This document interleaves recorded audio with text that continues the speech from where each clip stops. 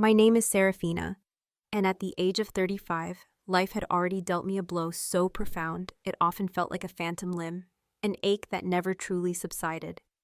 5 years ago, my beloved husband, Alistair, was stolen from me by the cruel hand of fate, his passing sudden and utterly unexpected.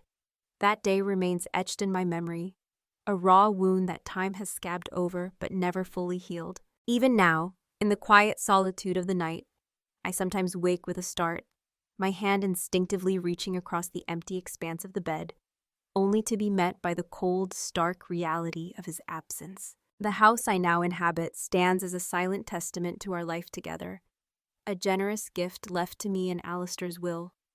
It's a beautiful place, perhaps too vast and echoing for a solitary soul, yet I could never bring myself to relinquish it. Each room whispers with memories, each corner holds a fragment of our shared past, making it an irreplaceable sanctuary. My younger brother, Jackson, is 3 years my junior at 32.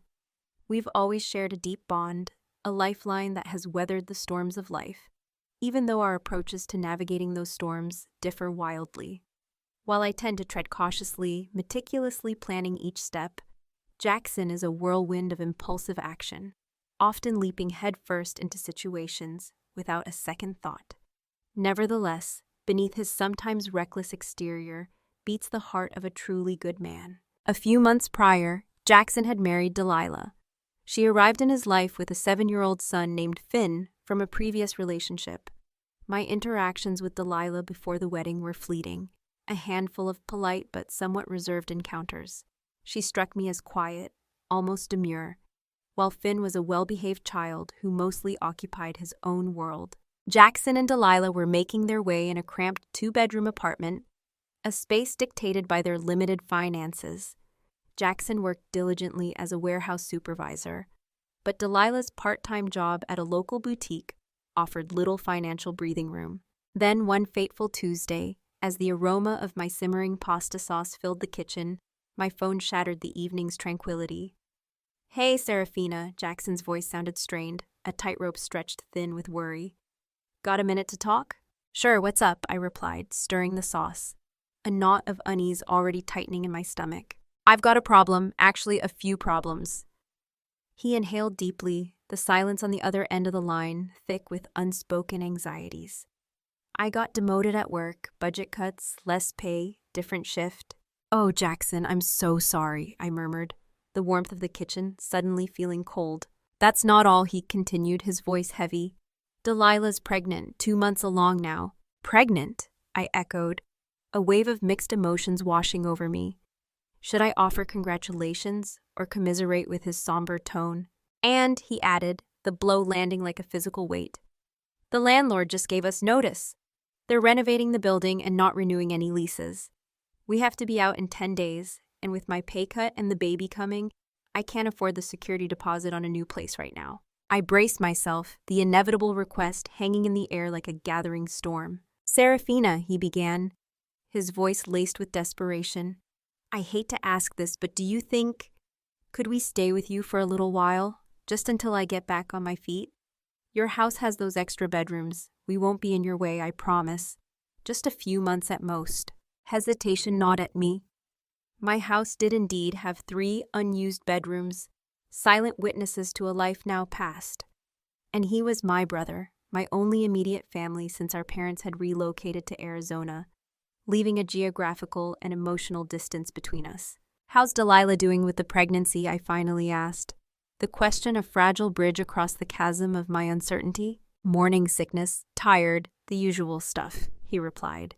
"She's really worried about moving while pregnant, especially with nowhere to go." I pondered for another agonizing moment, the weight of responsibility pressing down on me. "Okay, Jackson," I conceded, the words feeling both like an act of love and a potential Pandora's box. "You guys can stay here while you get things sorted out." "Really? Oh man, you're a lifesaver, Serafina. I swear we won't be a burden. Delilah's great at keeping house, and she's a really good cook too. You'll hardly know we're there." "It's fine," I said, a flicker of apprehension already dancing in the shadows of my mind. "When do you want to move in? Is tomorrow too soon? The landlord's giving us a break on this month's rent if we're out quickly." And just like that, it began. The very next day, Jackson, Delilah, and Finn arrived at my doorstep. A small caravan of 6 suitcases, a jumble of cardboard boxes, and a chorus of promises that their stay would be brief. The initial weeks unfolded with a surprising ease. Delilah, true to Jackson's word, proved to be remarkably helpful. She took over the reins of dinner most nights, and her culinary skills were indeed impressive. The common areas of the house remained tidy under her care, and her conversations, though still somewhat reserved, were pleasant enough. Finn, quiet and polite, mostly retreated to his room, where the sounds of video games or the rustling of pages filled the air. An unexpected warmth began to permeate the once lonely rooms of my house. The silence that had been Alistair's lingering echo was gradually replaced by the murmur of voices and the gentle rhythm of life. Some evenings, we would gather in the living room, the flickering screen of the television casting dancing shadows as we shared movies. Occasionally, I would sit with Finn, patiently guiding him through his homework, while Delilah rested, the early stages of pregnancy claiming her energy. Jackson, though visibly stressed by his job situation, exuded an overwhelming sense of gratitude. Each morning, before he left for his new, less desirable shift, he would press a kiss to my cheek, his voice thick with appreciation. Just a few more months, he'd reiterate, a hopeful yet weary refrain. I'm putting in applications for better jobs every single day. One sun-drenched afternoon, as Delilah and I folded laundry in the living room, she offered a rare glimpse behind her reserved facade. You know, she said softly, smoothing a freshly laundered towel, I was so nervous about moving in here, but you've made it really easy. Jackson, never one to shy away from expressing his feelings, would often declare, You're the best sister anyone could ask for, Serafina. A genuine smile would bloom on my face, a warmth spreading through me as I basked in the glow of their appreciation. Perhaps, I mused, my decision to open my home hadn't been a mistake after all. It's nice having company, I admitted one evening. Actually, the house feels more alive. Well, Delilah chuckled, patting her still flat stomach. It'll get even more lively once this little one arrives. During those initial weeks, a fragile hope took root in my heart. It seemed as though everything would work out. I was supporting my brother through a difficult chapter, forging a connection with my new sister-in-law, and eagerly anticipating my role as an aunt to both Finn and the baby growing within Delilah. Little did I know that the delicate balance of our shared living arrangement was about to shatter, and the landscape of my life would be irrevocably altered. Continue. The subtle shifts in Delilah's behavior began to surface after about a month, like cracks spiderwebbing across a once smooth surface. At first, they were almost imperceptible. A missed dinner here, a perpetually messy bathroom there. Gradually, she started sleeping later into the day, retreating to the confines of their bedroom for hours, the television a constant muffled drone. When I returned home from my demanding workday, the remnants of their breakfast often still lingered in the sink, a silent accusation of undone chores, while Finn's toys lay scattered across the living room rug like fallen soldiers. She's just exhausted from the pregnancy, Jackson would offer by way of explanation, his brow furrowed with a mixture of concern and denial when I casually mentioned the growing disarray. The first trimester is the toughest. She'll bounce back. I tried to be understanding, to extend the grace of empathy. Having never experienced pregnancy myself, who was I to judge the ebb and flow of its demands?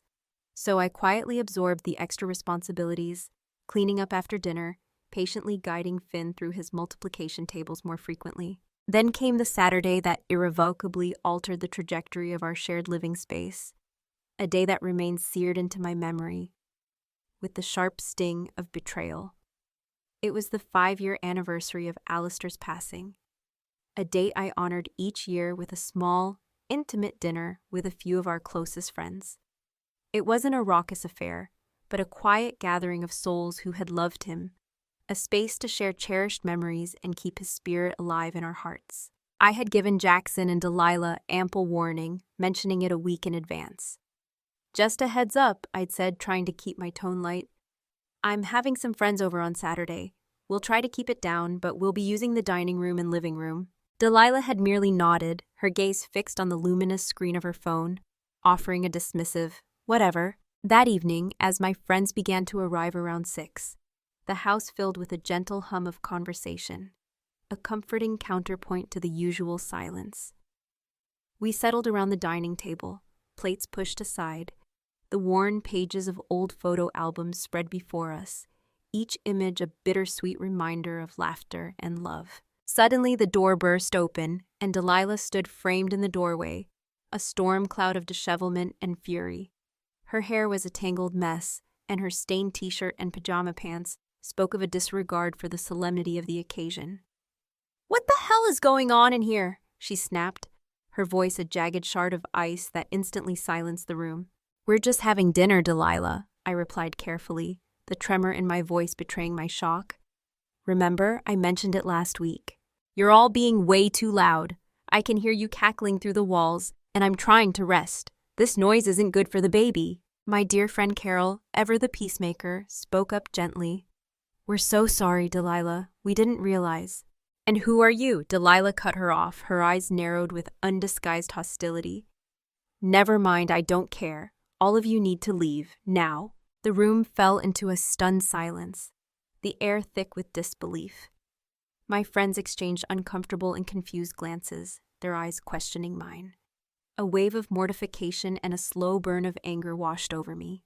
"No one is leaving, Delilah," I stated, my voice firm, despite the tremor that still ran through me. "These are my close friends, and we're honoring my husband's memory today. We are not being loud. We are simply talking and looking at photos." "It's your husband's death day?" Delilah sneered, her voice dripping with disdain. "Well, he's been dead for years. Get over it already." She glared at me, then her gaze swept over my bewildered friends, her expression a mask of contempt. "This is ridiculous. I need peace and quiet." With that, she turned on her heel, storming out of the room and slamming the door behind her with a violence that echoed the turmoil in my heart. My friends, bless their compassionate souls, tried to pretend the ugly scene hadn't unfolded, but the evening's fragile peace had been irrevocably shattered. They left early, their hugs at the door filled with unspoken concern and lingering discomfort. That night, I waited up for Jackson, the anger simmering beneath my composure like a dormant volcano. When he finally arrived home from his late shift, his face etched with exhaustion, I confronted him, my voice trembling with a mixture of hurt and fury. "Your wife just humiliated me in front of my friends," I began, struggling to maintain a semblance of control. "She told them to leave my house and said the most awful things about Alistair." Jackson rubbed his weary eyes, his shoulders slumping. "I'm so sorry about that, Serafina. She's been having a really hard time with mood swings. The pregnancy hormones are really hitting her hard." "Pregnancy doesn't give her the right to be cruel and disrespectful, Jackson. This is my home." I know, he pleaded, his eyes filled with a desperate appeal. "I'll talk to her, I promise. Just try to cut her some slack, okay? Please, for me?" Against my better judgment, I relented, mostly because the thought of a bitter conflict with my brother felt like another unbearable weight to carry. But whatever conversation Jackson had with Delilah did absolutely nothing to temper her increasingly erratic and hostile behavior. In fact, things spiraled downward with alarming speed. She began to find fault with everything, her complaints a constant, grating soundtrack to my life. The aroma of my morning coffee, a ritual I had always found comforting, now elicited a dramatic gag. "That smell makes me want to throw up," she'd declare, her hand clamped over her nose. Even the delicate perfume I had worn for years became a source of offense.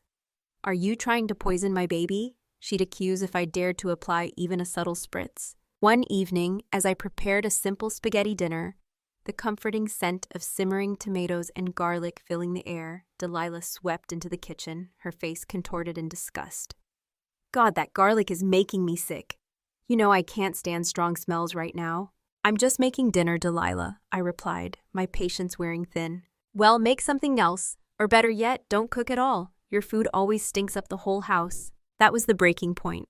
I turned off the stove, the simmering sauce cooling in its pot, and grabbed my purse, the click of the clasp echoing my resolve. "Fine," I said, my voice tight with suppressed anger. "Cook your own dinner if mine is so offensive." After that, I retreated from my own kitchen, the heart of the home now a battleground I refused to enter.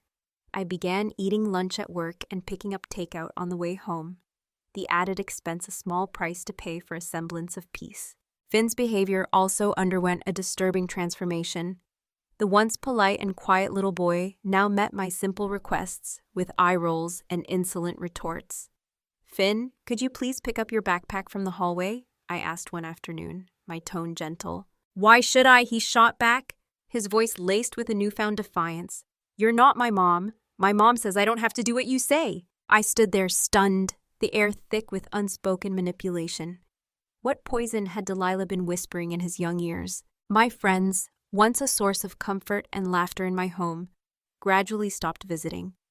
The last time my dear friend Melanie had come over, Delilah had staged a passive-aggressive performance of epic proportions, storming through the living room no less than 3 times, slamming doors with theatrical flair, and muttering loudly enough for us to hear about inconsiderate people and noise pollution.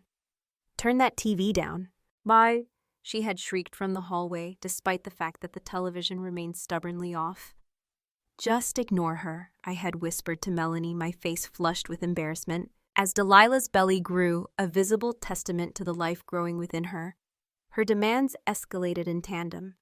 Without so much as a word of consultation, she rearranged my kitchen cabinets, placing my carefully organized spices in disarray. She complained incessantly about the water pressure in the shower, a fixture that had served me faithfully for years. Even my choice of laundry detergent became a source of criticism. One evening, I found Jackson alone in the kitchen, his shoulders slumped with exhaustion, and I decided to broach the subject that had been gnawing at me for weeks, a persistent unease that refused to be silenced. "Jackson," I began, my voice carefully measured. "I know things are tough right now, but have you started looking for your own place yet?" He avoided my gaze, his eyes fixed on some invisible point on the countertop. "I've been saving, Serafina, but rents are crazy right now. And with the baby coming, we need something bigger than we had before. Just a little more time, okay? I promise." I nodded, a bitter taste of disappointment coating my tongue. A little more time had already stretched from weeks into months, an elastic promise that seemed to have no end. A chilling thought began to take root in my mind. Did they ever truly intend to leave? The very next day, while Jackson was at work, Delilah dropped a bombshell over a tense and silent breakfast, the words landing with the force of a physical blow. "So," she said casually, spreading a thick layer of strawberry jam on her toast, her eyes meeting mine with a disconcerting lack of emotion. "When are you planning to move out?" I nearly choked on my lukewarm coffee. "Excuse me?" "This house," she stated matter-of-factly, as if discussing the weather, "Mark says we'll need the extra bedroom for the baby. Your room would be perfect for a nursery." And in that moment, the insidious nature of their intentions became horrifyingly clear. This wasn't about temporary hardship. It was about a calculated takeover. I stared at Delilah, my mind reeling, trying to process the sheer audacity of her statement. "I'm not moving out of my own house." She laughed, a short, sharp sound devoid of humor, as if I had uttered something utterly ridiculous. "This isn't your house, Serafina. It's Mark's house. He inherited it from your grandparents. He's just letting you stay here temporarily because you were going through a hard time after your husband died. But it's been 5 years. Time to move on." I was speechless, the blood running cold in my veins. I needed to talk to Jackson, and I needed to talk to him immediately. That evening, the moment Jackson walked through the door, his face weary from another grueling shift, I cornered him in the kitchen while Delilah retreated to the shower, the rush of water a temporary barrier. "We need to talk about what you've told your wife about this house," I began, my voice low and trembling with a mixture of disbelief and rising fury. "She thinks you own this house, Jackson. She told me I need to move out to make room for the baby. What the hell is going on?" He ran a hand through his already disheveled hair, his eyes darting nervously around the room. "Serafina, I can't explain." "Explain what, Jackson? Explain why your wife believes she has the right to evict me from my own home." He finally met my gaze, a flicker of shame crossing his features. "When I first met Delilah, I might have exaggerated a few things. I told her my grandparents left me this house, and that I was letting you stay here until you got back on your feet. Why would you lie about something like that? The question hung in the air, heavy with betrayal. He looked down at his worn work boots, his voice barely a whisper. She was dating this lawyer who owned his own condo. I wanted to impress her, to show her I had something going for me too. So you claimed my house as yours? The house Alistair and I bought together? The house he left to me when he died? The words felt like shards of glass in my mouth. I'm so sorry, Serafina, he mumbled, his face contorted with guilt. I meant to tell her the truth eventually, but then we got married and it just got harder and harder to admit I'd lied. I couldn't believe what I was hearing, the audacity, the sheer disrespect. You need to tell her the truth, Jackson, today. I can't just drop this on her now, Serafina. She's pregnant, stressed. If you don't tell her, I will, I stated firmly, my voice leaving no room for argument. Okay, he conceded, his hands raised in a gesture of surrender. I'll talk to her, just give me a little time to find the right moment. But days bled into a week, and Jackson continued to find a litany of excuses to postpone the inevitable conversation. Meanwhile, Delilah grew bolder, her demands escalating with each passing day. At breakfast a week later, she made her move, her tone brooking no opposition. So I've been thinking about the nursery. I need you to clear out your room in the next 2 weeks. The baby will be here before we know it, and we need to start setting things up. I looked pointedly at Jackson, who was suddenly engrossed in his bowl of cereal, his silence a deafening act of complicity. Jackson, I said, my voice dangerously low, is there something you want to tell your wife? He squirmed in his seat, his eyes darting nervously between Delilah and me, but remained stubbornly silent. Fine, I said, my voice laced with a cold fury. The show's over, Delilah. Her brow furrowed in confusion. What are you talking about? This house, I stated, each word a hammer blow, has never belonged to Jackson. It was my husband's, and he left it to me when he died. Jackson has absolutely no claim to it whatsoever. Delilah's face underwent a rapid transformation, shock giving way to a furious disbelief. She turned on Jackson, her eyes blazing. What is she talking about, Mark? Jackson looked utterly miserable, his gaze fixed on the tablecloth. I was going to tell you. Tell me what? Delilah's voice rose, sharp with betrayal. Serafina's right, he mumbled. The confession wrenched from him. This is her house. I never owned it. Delilah shot to her feet so abruptly that her chair crashed backward against the floor. You've been lying this whole time? You told me your grandparents left you this place. I know, and I'm so sorry, Jackson stammered, his face pale. I didn't want to worry you. Worry me? She shrieked, her voice cracking with rage. You're a jerk, Mark. A complete loser. She stormed out of the kitchen, the bedroom door slamming behind her with such force that the dishes in the cupboard rattled. I thought that would be the end of it. Surely, after the devastating revelation, Delilah would be consumed by embarrassment. Their carefully constructed charade shattered. They would pack their belongings and leave, and I could finally reclaim the fragile piece of my life. I was wrong. The next morning, Jackson and Delilah appeared in the kitchen together, an unsettlingly united front. They sat across from me at the table, their expressions oddly determined. Jackson cleared his throat, the sound heavy in the tense silence. Serafina, he began, his voice carefully neutral. We've been talking and we have a proposal. We think you should sell this house. I nearly choked on my coffee for the second time in as many days. Excuse me? It makes sense, Jackson continued, as if presenting a perfectly reasonable business proposition. This place is way too big for just one person anyway. With the money, you could buy 2 smaller places, one for us and one for you. I couldn't help it. A harsh, incredulous laugh escaped my lips. You have completely lost your minds. I am not selling my house. But I'm your brother, Serafina, Jackson pleaded, his voice laced with a desperate appeal. Family helps family. I have helped you, I shot back, my voice rising with the tide of my anger. I let you move into my home when you had nowhere else to go. I have paid for all the utilities and groceries for 6 months while you've contributed nothing. I have put up with your wife's horrible behavior. I turned to Delilah, my gaze unwavering. And now you want me to sell my house so you can have your own place? Are you kidding me? Delilah's face twisted with a venomous anger. You've been nothing but difficult since we moved in. Always complaining, always making me feel unwelcome in my own home. It's not your home, I shouted. finally losing the last vestiges of my composure. That's the whole damn point. Delilah burst into theatrical tears, fumbling for her phone. Mom, you need to come over right now, she sobbed into the receiver. They're being horrible to me. I need your help. That was the final straw. No, I said firmly, my voice ringing with a newfound resolve. No one else is coming to my house. In fact, I want all of you out today. I'm pregnant, Delilah wailed, her performance reaching its crescendo. You can't throw a pregnant woman out on the street. You have a mother you can clearly call for help, I retorted, my voice cold and unwavering. Go stay with her, you heartless thing, Delilah screamed after me, her words a venomous spray. After everything we've done for you. What exactly have you done for me? I asked, a strange sense of calm settling over me amidst the chaos.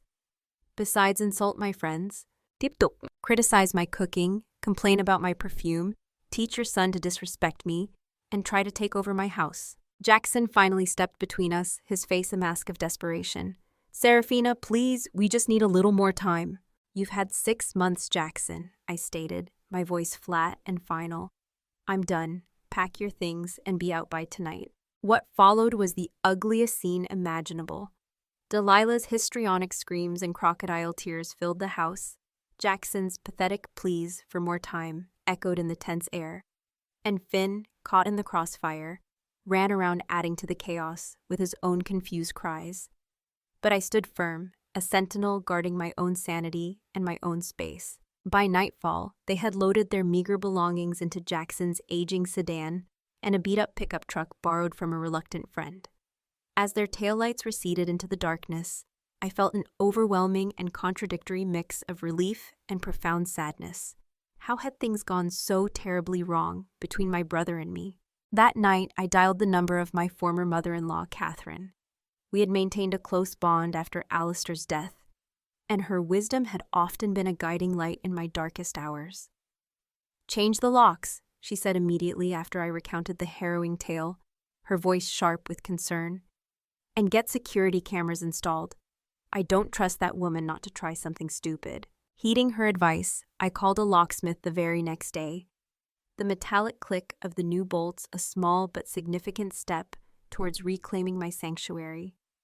The security cameras followed shortly after, their unblinking lenses silent witnesses to my vulnerability.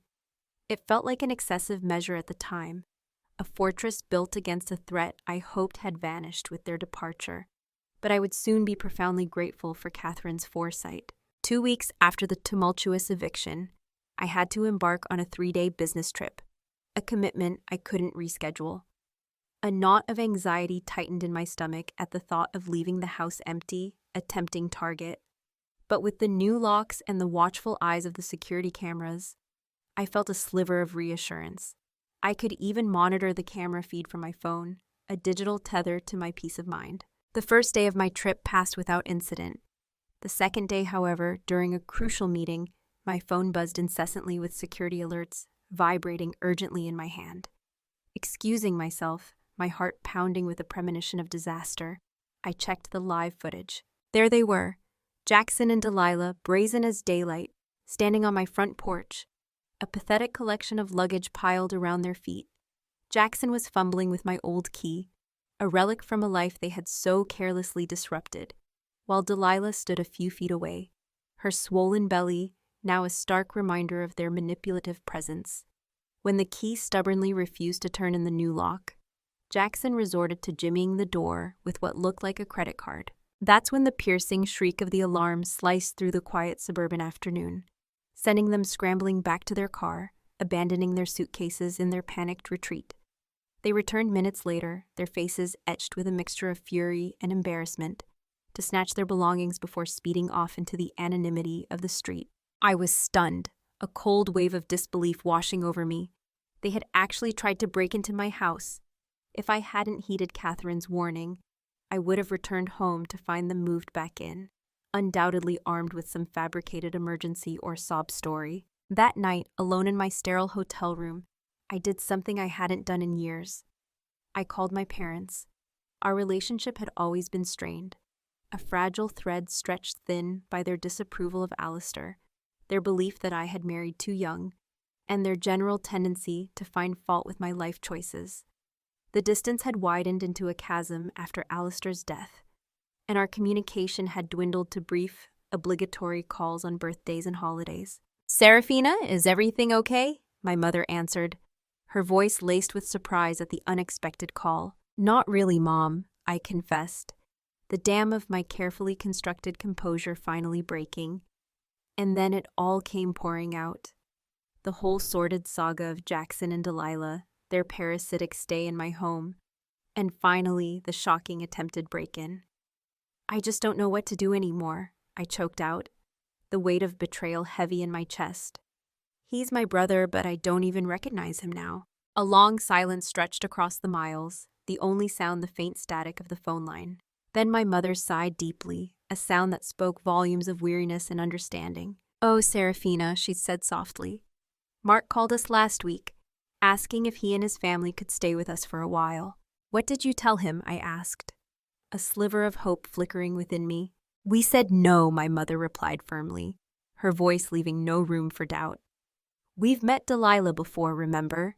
They stayed with us for 6 weeks last year, before they were married. That woman nearly drove us insane with her constant complaints and ridiculous demands.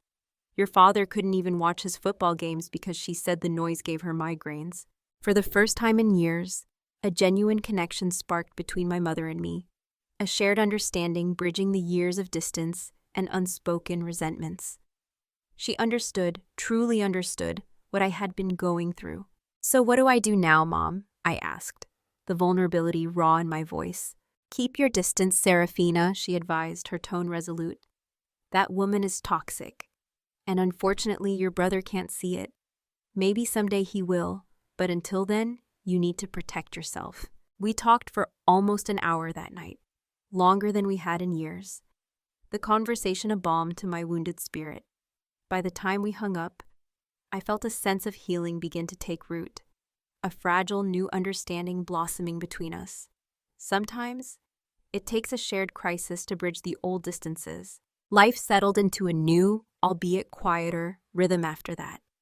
I threw myself into my work, finding solace in the familiar routines and the challenges it presented. I spent more time with my loyal friends, their unwavering support a lifeline in the aftermath of the storm.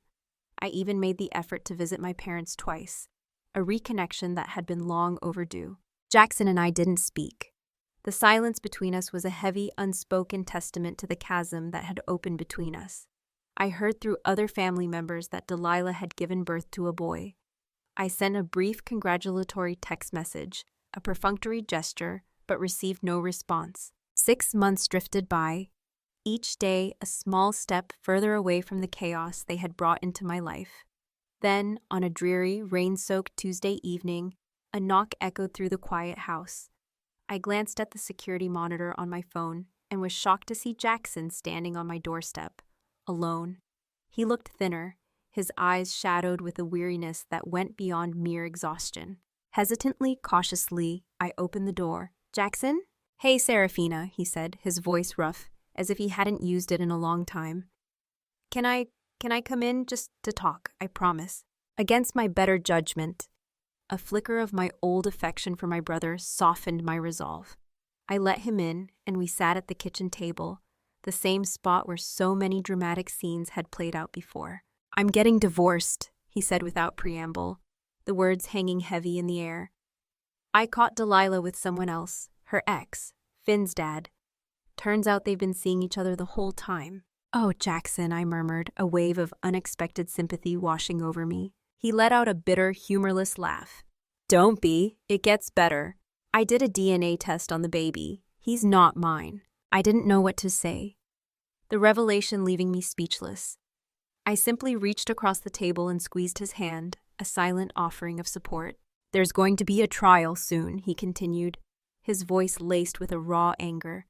"She's demanding alimony and half of my savings. Can you believe that? After what she did?"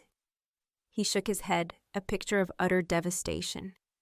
"Serafina, I know I have absolutely no right to ask this, not after everything, but I need a place to stay, just until the divorce is final.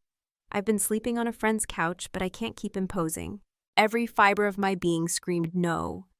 After the betrayal, the attempted break-in, the sheer audacity of their entitlement, refusing him would have been perfectly reasonable, even justified. But looking at my brother, stripped bare of his bravado, broken, humbled, and utterly alone, I couldn't bring myself to turn him away completely. "You can stay in the guest room," I said finally, the words feeling heavy with unspoken reservations. "But there are ground rules this time, Jackson." The divorce trial was a spectacle, a messy unraveling of lies and deceit. Delilah arrived each day with strategically puffy eyes and a dramatic narrative of emotional abuse at the hands of Jackson and me. She played the victim with Oscar-worthy performance, weeping about how unwelcome and stressed we had made her feel during her delicate pregnancy. I was there to support Jackson, a silent witness to her charade. To my surprise, my mother came too, her presence a solid anchor of support. Even Catherine, ever the fierce protector, showed up to testify about the day Jackson and Delilah had attempted to break into my house, her testimony a damning indictment of Delilah's character. When Delilah's lawyer attempted to paint her as a mistreated, vulnerable, pregnant woman, Catherine stood up, her voice ringing with righteous indignation. "If she was so mistreated," she declared, her gaze unwavering, "why did she live rent-free in Serafina's house for 6 months? And why did she try to break in after being asked to leave?" The judge was clearly unimpressed with Delilah's performance. The irrefutable evidence of her affair, the damning results of the DNA test, and the security footage of the attempted break-in all worked against her carefully constructed victim narrative.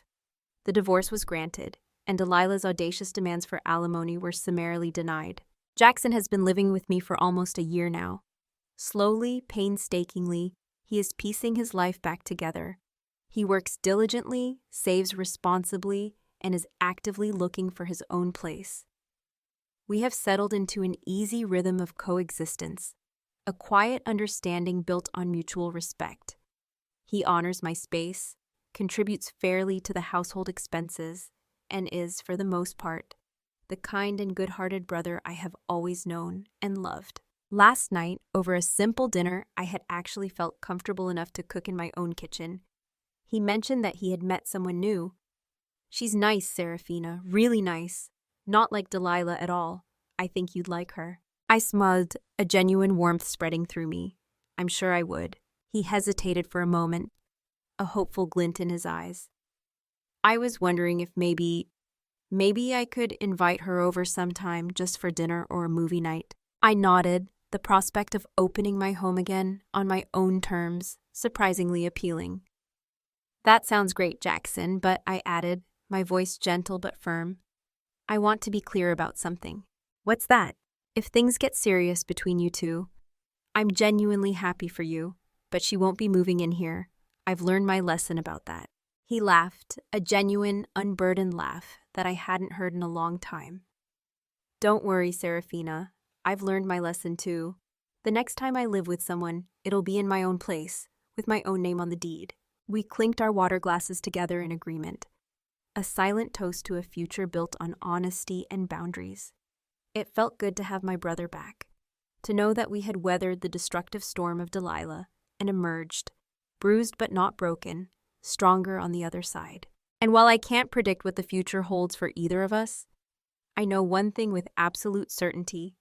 This house is my sanctuary, a space I painstakingly reclaimed, and I will never again allow anyone to make me feel unwelcome in it. A valuable lesson. Sometimes the deepest wounds are inflicted not by strangers, but by those closest to us. While extending help to family in need is a noble act, it's crucial to establish clear boundaries and protect your own well-being and personal space. Entitlement can masquerade as need, and the failure to address manipulative behavior early on can lead to significant emotional and even material loss. Learning to say no and prioritizing self-preservation is not selfish. It's a necessary act of self-respect. What are your thoughts on the situation? Have you ever experienced a similar challenge with family or house guests? Share your experiences and insights in the comments below. Don't forget to subscribe to the channel for more stories and discussions on navigating the complexities of life and relationships.